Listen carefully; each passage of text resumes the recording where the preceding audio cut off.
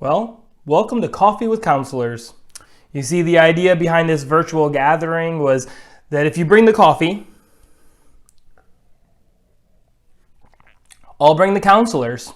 And we'll discuss topics based on a school-wide poll that was sent out to the parents and the guardians of my school, West Seaford Elementary in the Seaford School District. So with that, let's start with some introductions. Today you're going to be obviously hearing from myself, Mr. Forson, the school counselor at West Seaford, but you'll also hear from Miss Hill over at Central Elementary, which is the sister school to West. So we're K to 2 and they're 3 to 5. You're also going to hear from Mr. Wagner from Blades Elementary, and he's the K to 2 counselor to the sister school of Frederick Douglass, which is where Mr. Mung calls home. So let's start off by basically talking about the mission of the Seaford School District's elementary counseling program. And the goal is to provide a comprehensive developmental program addressing academic, career, and social emotional development of all students. School counselors are professional school advocates who provide support to maximize student potential and academic achievement as well, hopefully. The K to 5 comprehensive counseling program is an integral part of the school's total program with a commitment to individual uniquenesses, understanding of diversity in our school community, and maximizing the development of each individual's potential. The ultimate goal of the Seaford Elementary School's counseling program is to basically equip all students with the competencies necessary to make self-directed, realistic, and responsible decisions, and to be successful contributors to our society, to our own community. That's why we love seeing our students in the news, in the Seaford Star and the news, all around town, on social media, the great news about our students, because that's what we strive for. So why don't we get right into this by sending it over to Miss Hill from Central Elementary, as she's going to discuss some ideas and tips on maybe what you can do this summer. So enjoy. Hey guys, I'm Mrs. Hill and I'm the school counselor over at Central Elementary School. And today I'm so excited to be a part of this video and share with you guys 10 things that you can do over the summer, 10 activities that no matter what summer looks like, you guys will be able to do. So let's get started. Number 10 is to start a gratitude journal. Now, gratitude journal is very simple. It's just using a journal or pieces of paper if you have them to write down things every day that you're thankful for, things that you're grateful for. This is really going to help us stay in good spirits throughout the summer, remembering all the things that we have and that we're thankful for. Number 9 is to take care of yourself. And I mean doing self-care strategies, doing things that you love, painting, drawing, maybe it's cooking or baking or having a dance party and listening to your favorite music and setting up a playlist of your favorite songs, or exercising and eating healthy. So pick some things that you really love to do and do those things throughout the summer to make sure you're taking care of yourself. Number 8 is to redecorate your favorite space or reorganize it. So maybe it's your bedroom that you go in and you redecorate, reorganize, and make it comfy and cozy for you so that you love being there and it's just a place for you to just be by yourself or whatever it is and redecorate it. Number 7 is visiting the local library. They're going to be giving out books this summer free for you guys, and check them out because they're going to have lots of great resources for you over the summer. I know me and my son loved going to the local library over the summer last year. They always had lots of things for us to do. Number 6 is learn something new. So maybe it's cooking up a new recipe or learning a new language or doing a science experiment. All those things are great things to learn and do over the summer. And another one could be learning a new musical instrument and maybe starting up a band with friends. That would be so cool. Number 5 is to spread kindness. So those random acts of kindness that we teach you guys to do, keep doing those over the summer. You could do a chore to help a family member, or even hold a door open for someone when you go out, or send and write a letter to someone in your family or friends. Number 4 is to stay connected. Stay connected with your positive friends in your life. Stay connected with your family. Don't just get caught up in our screens and our phones and our technology. Maybe video chat with a friend for one time a week, or even have a game night with your family. Try to get them really connected and have some fun with your family over the summer. Number 3 is to go outside. This is very important. It's going to be so nice over the summer on those great days. Go outside, get some fresh air, maybe play a sport or go to the pool, or just take a walk in your neighborhood, have a picnic, do some of those fun things by just getting outside. Number 2 is to read. This summer, you are going to be able to choose whatever book you want. You're going to have the freedom to choose something interesting that you love to read. So make sure you're still reading over the summer, and maybe pick something that you're interested in, you want to learn more about, or just pick a book just because it looks good. You have the freedom to choose whatever book over the summer, so make sure you're still reading. And number 1 is to set goals and to crush those goals. Now, guys, this is my favorite one. That's why I made it number 1. Save the best for last. So make sure you're taking this time over the summer, not just to sit at home or not just to do whatever, but make a to-do list and set goals of things that you would like to accomplish over the summer, so that you can have an idea of how you can crush these goals. So make a plan, crush some goals, do some things that you've always wanted to do, and just make a to-do list. And I love checking things off my to-do list. So go ahead and do that. Set those goals. And I can't wait to hear about those goals next school year, and set yourself up for next school year to be a great one. I hope you guys enjoy these 10 tips and 10 activities that you can do over the summer. I can't wait to see you guys next school year, and I hope you have a great summer. See you guys. Thanks, Ms. Hill, for taking the time to come up with some practical ways to make this summer great. Even if we're not 100% sure what our summer is going to look like, I am sure that we all understand that it'll be different than most summers that we're used to. And those were some great tips, some great ideas of things that we can do that might be different than what we've been doing for the last couple of months as we've been in quarantine. So we really appreciate that, Ms. Hill. That was awesome. Before we turn it over to Mr. Wagner from Blades, we had a parent with a question. So we're going to tune into that parent and see what the question is. Hi, my name is Jennifer Passwaters, and I have a first grader at West Seaford Elementary. And my question for the school counselors is, what are some activities that siblings can do together? I have a 7-year-old and a 3-year-old, and some days it's really hard to find activities that the two of them can do together.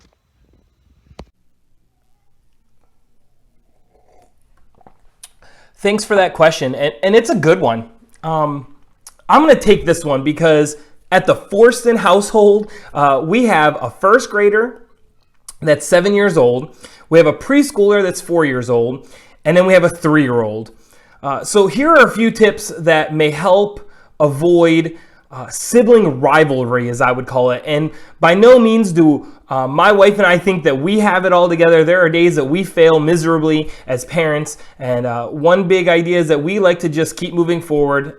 We apologize to our kids when we fail them, and we move forward. But we try to do our best to help them. So these are some tips that maybe we've used, some that I've heard other parents share with us. So the first thing is you need to know your kids' tolerance for competition. Although that we love to play games, and some kids, they need that to be modeled in a healthy way. It may be better to avoid competition type activities and focus on more of the cooperative activities at this age. Not saying that the competitive is bad, but they need that modeled. So if you're finding that you don't have time to work together with them on that, you might want to avoid them doing activities that are competitive when you're not around. The second tip might be this, is that, what if cooperating is even an issue? And you're not able to help them with that either, on how they work together, how to cooperate together. We have found that setting up activities, even side by side, that are age appropriate can help a lot. For example, puzzles. Our daughter loves puzzles, and she can do the 250, 500 piece puzzles by herself. She loves them. It's a challenge for her. Now, obviously, my 4-year-old and my 3-year-old can't do that same puzzle. So they can't work together cooperatively on that. So what we will do is sometimes she'll have her puzzle. Our son that's 4 will have his puzzle, and then our other son will have his puzzle, and they'll be working side by side and maybe even helping each other in that moment. but it stays away from that competitive, and maybe if it's not so much cooperative, it's side by side and they're not competing against each other. Another one is choose activities that will promote laughter between siblings. Laughter promotes bonding for sure. And then when you attack those competitive activities, it's a lot easier because there's a bond between the siblings. Another tip is to get the older sibling on board and choose an activity where the older sibling is in charge of helping the younger siblings. So it might not be necessarily something that they want to do, but if you frame it in the right context and you encourage them to be the teacher, you promote them as being the one that's kind of in charge, but it's like a secret mission that they need to help their younger siblings. Sometimes that can stay away from that sibling rivalry as well. Lastly, stay flexible. Because what my wife and I found is that there is no perfect sibling activity. I'm sorry, but there just isn't. We have learned that we need to be flexible because what works one day, if we're honest, even in one moment, doesn't work the next. Sometimes siblings can't do anything but bug each other. So if all else fails, give them a snack, because that always makes everything better. The last thing is, this may not give you an example of exactly what activity might help your kids play or get along the best, but this will hopefully just help you kind of guide you in the choosing the right activities. So I hope that it's insightful to you and that it helps answer that question. And before we go to Mr. Wagner, who's going to wrap it up for us today, why don't we shoot over to Mr. Mung over at Fred Douglass Elementary to discuss the need for summer routines. That was a hot topic on the survey that we did is, are they needed? How do we do them? We've already been in a routine. Now it's summertime. So Mr. Mung is awesome, and he's going to give you some great practical tips and reasons for why summer routines are important. So all yours, Mr. Mung. Hey there, thank you for that introduction, Mr. Forston. As he said, my name is Mr. Mung. I am the very proud school counselor at Frederick Douglass Elementary School.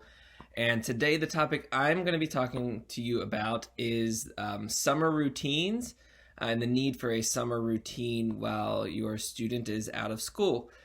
So one of the biggest reasons that a summer routine is going to help is because without a routine or without a schedule, it can cause a lot of stress or anxiety, which can lead to behavior problems sometimes. So I don't know about you guys, but with this whole shift in schedules toward the end of the school year, and I lacked that routine, and it caused stress for myself at home, and it can do the same for kids. So as you head into summer, consider looking at the possibility of using a schedule or a routine, which brings me to my first tip.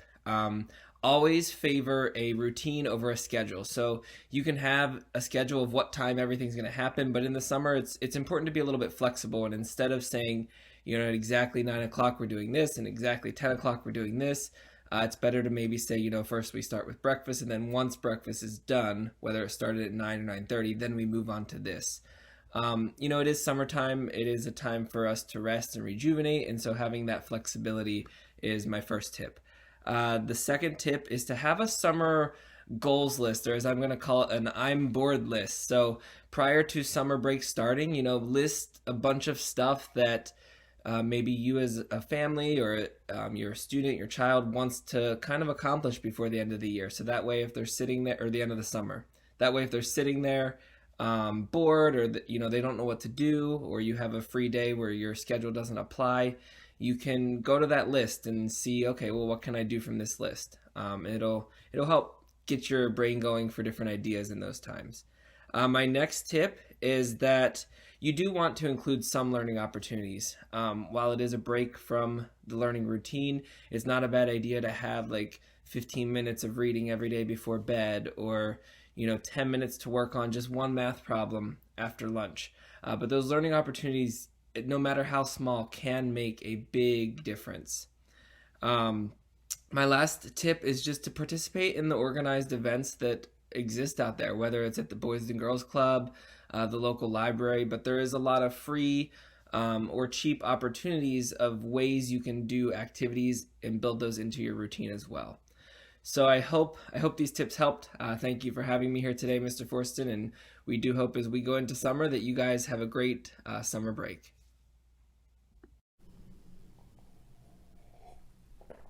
Thanks, Mr. Mung. Mr. Mung's awesome, and summer routines are so important. And I think that what you shared also went perfectly with what Miss Hill had shared about summer activities. I think they go hand in hand and are really important. So before we get into our last segment of Coffee with Counselors, by closing it out with Mr. Wagner from Blades, I want to address the most common question that was asked through our poll. And that they're all related. They were all asked in one way or another about the 2020-2021 school year. And what is it going to look like? What are we to expect? And I have the easiest answer for you. We don't know. We just don't know yet. In my opinion, I think that too many people are sharing about schools opening next year and about what it's going to look like. And we're not even done with this school year. Talk about raising the stress and the anxiety. I know that there was even a CDC guidelines photo that was going around social media outlets that was being tagged as recommendations for next school year when we return. And it was scary, and people were venting and upset, rightfully so, because they were not realistic. But see, that post was false. These guidelines that were copied off of a document that was out for daycares and preschools that were staying open during the quarantine for essential employees.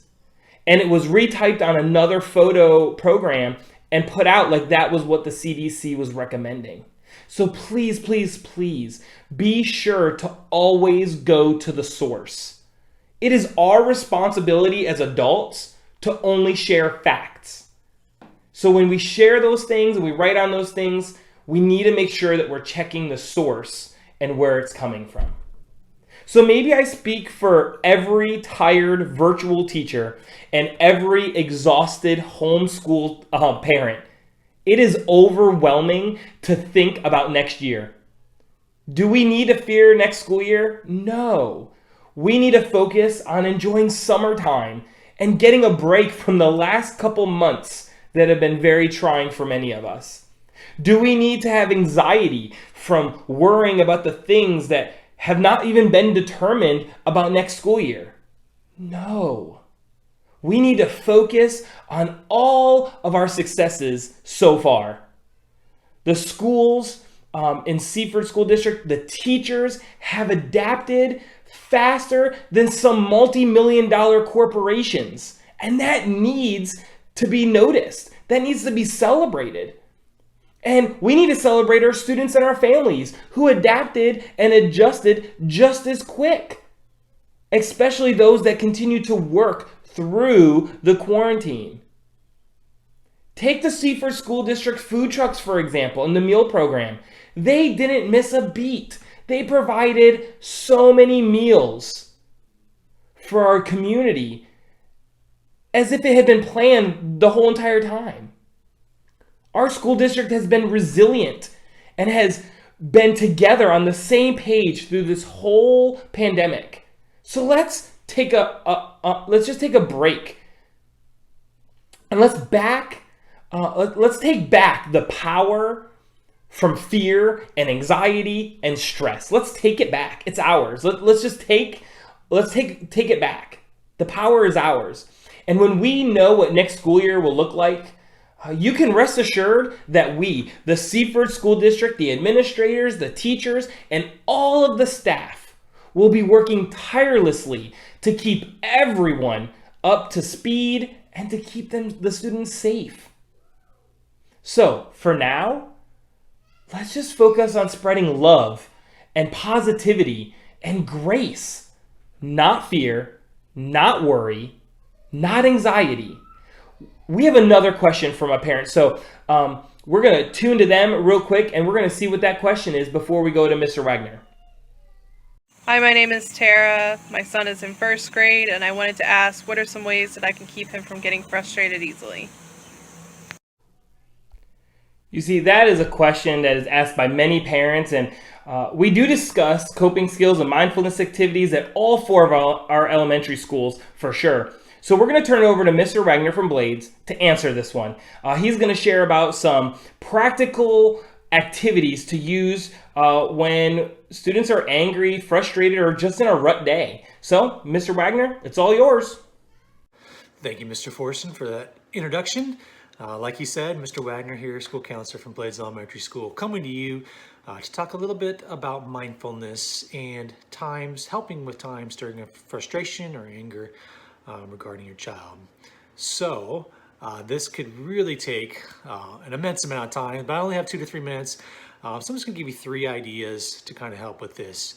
Know that these aren't top ideas. Each child is different, so it's just finding what works best for your particular child. So, number 1, heart to heart.